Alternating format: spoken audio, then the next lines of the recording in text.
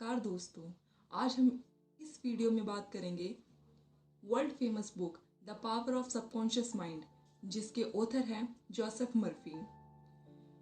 यह बुक आपके जीवन में चमत्कार कर सकती है।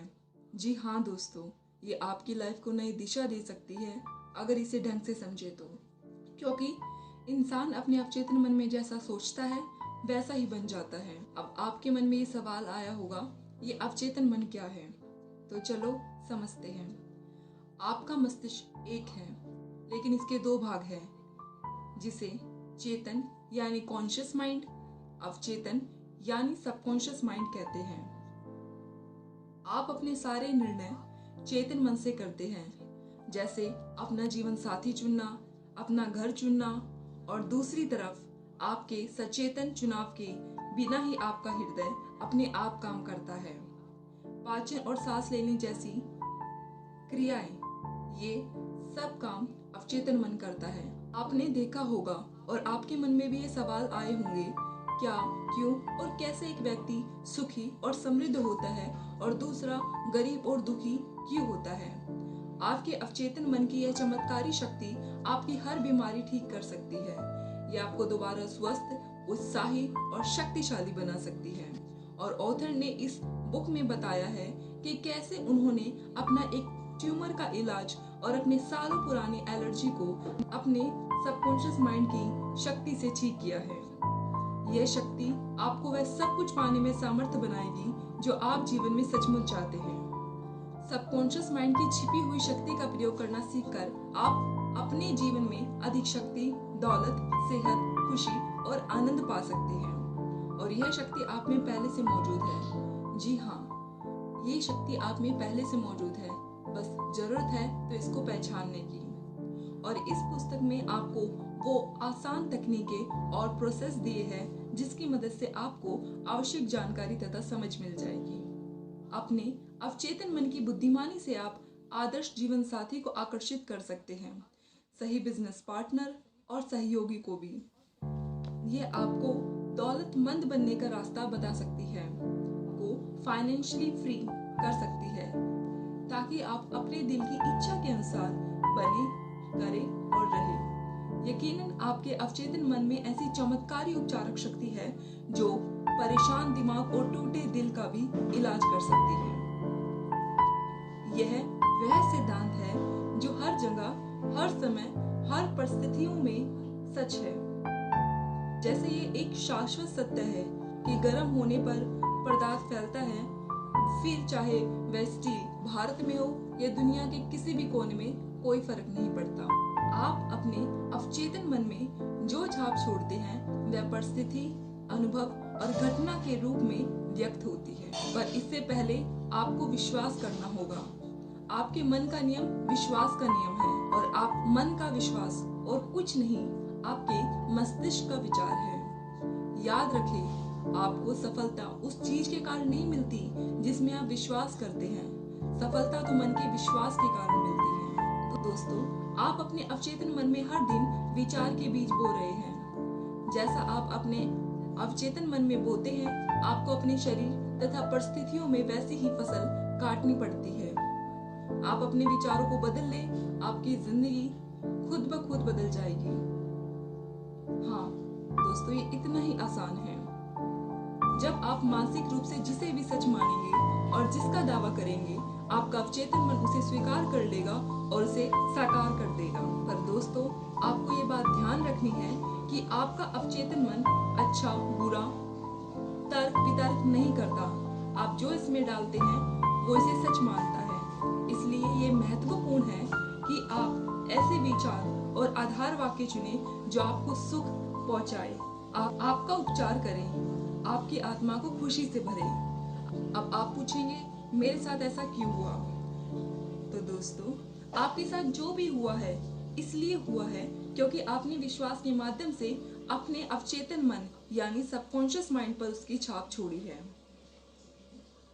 पर आप घबराइए नहीं, आप इसे सुधार सकते हैं। इसे सुधारने का तरीका है, आपको लगातार अवचेतन मन पर अच्छे और सद्भावनापूर्ण विचार देते रहना है। दुनिया में ऐसे काफी लोग हैं जिन्होंने अपने सबकॉन्शियस माइंड की रीप्रोग्रामिंग करी है और अपनी लाइफ को खूबसूरत बनाया है। आप ये कर सकते हैं। बार बार दोहराने पर आपका अवचेतन मन इसे सच मान लेता है। आपके चेतन मन का एक बहुत जरूरी काम यानी आपके चेतन मन यानी कॉन्शियस माइंड का एक बहुत जरूरी काम आपके अवचेतन मन की रक्षा करना है, क्योंकि आपका अवचेतन मन सुझाव के प्रति बेहद संवेदनशील है और ये एक छोटे बच्चे के समान है।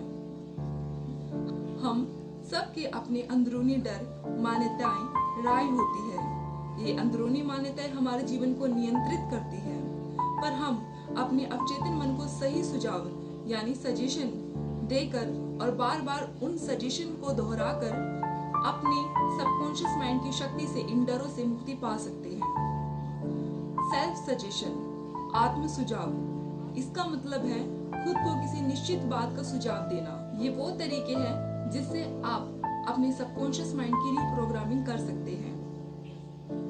ऑथर ने बताया है कि कैसे आत्म सुझाव से एक आदमी ने अपने आप को एक गुस्से, चिड़चिड़े व्यक्ति से सुखी और खुश मिजाजी और अधिक प्रेम करने वाला व्यक्ति बना लिया है। बाहरी सुझाव, जी हाँ दोस्तों, बाहरी सुझाव यानी हेट्रो सजेशन को भी बदलकर आप दोबारा अपने माइंड को प्रोग्राम कर सकते हैं। आपने कुछ ऐसे सुझाव तो सुने होंगे और ये तो हम सब ने अपनी लाइफ में सुने ही हैं, जैसे तुम कुछ नहीं कर सकते, तुम कभी कुछ नहीं बन पाओगे, तुम असफल हो जाओगे, इससे कोई फायदा नहीं होगा, तुम्हारी उम्र अब ज्यादा हो चुकी है, कोई भी भरोसे के काबिल नहीं है, तुम्हें बीमारी हो सकती है। याद रखें दोस्तों, दूसरों के सुझावों में अपनी कोई शक्ति नहीं होती। आप अपने विचारों द्वारा उन्हें शक्ति देते हैं, तो आप अच्छे विचारों को चुनें। आप अपनी आत्मा यानी सबकॉन्शियस माइंड के कप्तान हैं और अपनी तकदीर के मालिक आप खुद हैं। दोस्तों, हमारे अवचेतन मन में अद्भुत शक्ति है। ऑथर बताते हैं कि कैसे एक नेत्रहीन महिला की आंखों की रोशनी अवचेतन मन की शक्ति से वापस आ गई। जैसे एक नेत्रहीन महिला की रोशनी वापस आ सकती है, आप भी सब कुछ पा सकते हैं। बस जरूरत है तो विश्वास की। विश्वास किसी भी चीज को सच मानता है। जिस चीज पर विश्वास हो जाता है वह अपने आप हो जाती है। आप अपने चेतन मन यानी कॉन्शियस माइंड से सर्वश्रेष्ठ की उम्मीद करते रहे। आपका चेतन मन निष्ठा से आपके विचारों को स्वीकार कर देगा। दोस्तों, आप अवचेतन मन से किसी भी बीमारी को ठीक कर सकते हैं। बस खुद को बार बार याद दिलाएं कि उपचारक शक्ति आपके सबकॉन्शियस माइंड में है। दोस्तों, आप अवचेतन मन से किसी भी बीमारी को ठीक कर सकते हैं। बस खुद को बार बार याद दिलाएं कि उपचारक शक्ति आपके अवचेतन मन में है। जैसा आपको विश्वास होगा वैसा ही आपको मिलेगा। इन सब में विश्वास की बहुत अहम भूमिका है। अपने अवचेतन मन को विश्वास में लाने का एक और आसान तरीका चेतन से अवचेतन मन तक विचार पहुंचाने की तकनीक है। इसमें अवचेतन मन को प्रेरित किया जाता है ताकि यह चेतन मन के आग्रह को उसी रूप में ग्रहण कर ले। ऐसा करने का एक बहुत आसान तरीका कॉन्शियस से सबकॉन्शियस तक विचार पहुंचाने की तकनीक है। इसमें सबकॉन्शियस माइंड को प्रेरित किया जाता है ताकि यह कॉन्शियस माइंड के आग्रह को उसी रूप में ग्रहण कर ले। यह तकनीक सपने जैसी स्थिति में सबसे अच्छी तरह काम करती है। बस शांति से अपनी मनोकामना के बारे में सोचे, इसके साकार होने की तस्वीर इसी पल से देखना शुरू कर दे। इसके अलावा अपनी मनोकामना की पूर्ति को पहले से देखने की खुशी और सुख की भावना महसूस करें। और अब हम बात करते हैं विजुअलाइजेशन टेक्निक, मतलब अपने मन की आंख से अपनी इच्छा को उतनी ही स्पष्टता से देखना जैसे ये साकार हो। दोस्तों, आप अपनी कल्पना में जो गढ़ते हैं वह आपके शरीर के किसी अंग जितना ही वास्तविक होता है। विचार वास्तविक होते हैं और वे एक दिन आपकी यथार्थवादी दुनिया में अवश्य प्रकट होंगे। शर्त सिर्फ इतनी है कि आपको अपनी मानसिक तस्वीर के प्रति निष्ठावान रहना होगा और लगातार कोशिश करते रहना होगा। चिंतन की यह प्रक्रिया आपके दिमाग में छाप छोड़ देती है और यह छाप बाद में आपके जीवन में तथ्य और अनुभव के रूप में सामने आती है। बात करते हैं हम मेंटल मूवी मेथड। एक पुरानी कहावत है, एक तस्वीर 1000 शब्दों के बराबर है। अब आप जो चाहते हैं उसकी मानसिक फिल्म बनाएं और इसको ऐसे समझें जैसे सच हो गया है, और ऐसा करने से अवचेतन मन पर इसकी छाप बन जाएगी। Sleeping technique. सोने से 5 मिनट पहले जब आप नींद में जा रहे होते हैं तब निष्क्रिय अवस्था में प्रयास न्यूनतम हो जाते हैं। इस अवस्था में चेतन मन काफी हद तक निष्क्रिय हो जाता है। इसका कारण यह है कि अवचेतन मन सोने से ठीक पहले और जागने के ठीक बाद ही सबसे शक्तिशाली होता है। इस अवस्था में आपकी इच्छा को अवचेतन मन तक पहुंचाने से रोकने वाले नकारात्मक विचार मौजूद नहीं होते। Thank you technique. दोस्तों, कृतज्ञ हृदय ब्रह्मांड की रचनात्मक शक्तियों के हमेशा करीब होता है।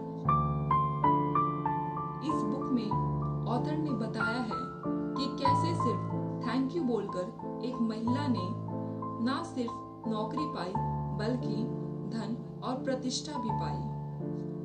Affirmative method. इसमें आप सकारात्मक घोषणा मतलब पॉजिटिव सेंटेंस बोलते हैं। जब आप सारे विपरीत प्रमाणों के बावजूद इस मानसिक नजरियों को सच मानते हैं तो आपको अपनी प्रार्थना का जवाब जरूर मिलेगा। जीवन की सच्चाइयों की जब तक सकारात्मक घोषणा करते रहे तब तक कि आपको संतुष्टिदायक परिणाम ना मिल जाए। आपका 90% से अधिक मानसिक जीवन अवचेतन है। अगर आप इस अद्भुत शक्ति का प्रयोग नहीं करेंगे तो आप एक सीमित जीवन जीने के लिए मजबूर हो जाएंगे। बड़े बड़े कलाकार, संगीतकार, कवि, वक्ता और लेखक अपनी अवचेतन शक्तियों के साथ सामंजस्य बना लेते हैं और प्रेरित हो जाते हैं। एक लेखक ने बताया है कि सोने से पहले वह अपने अवचेतन मन को प्रेरित करते थे कि नींद के दौरान वह उनके लिए कहानियां खोजे। बस फिर उनका अवचेतन मन अपने काम पर लग जाता। ये जान ले कि आप अपने अवचेतन मन को नया ब्लूप्रिंट देकर खुद को दोबारा बना सकते हैं।